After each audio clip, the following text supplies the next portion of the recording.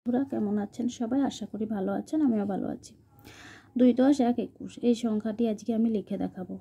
2 10 1 21 পুরো বানান করে এবং সংখ্যায়, বাংলা শতকিয়া সংখ্যা। 2 10 1 21 এ কয়ে হস্যকারে কু তালিবর্ষ তালিবর্ষ। তো এটাই হলো 21।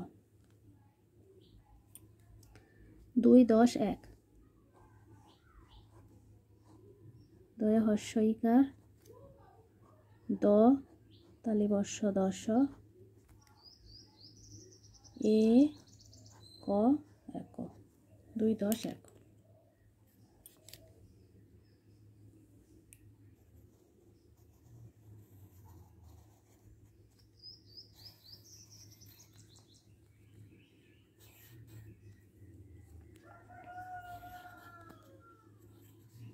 2 10 1 21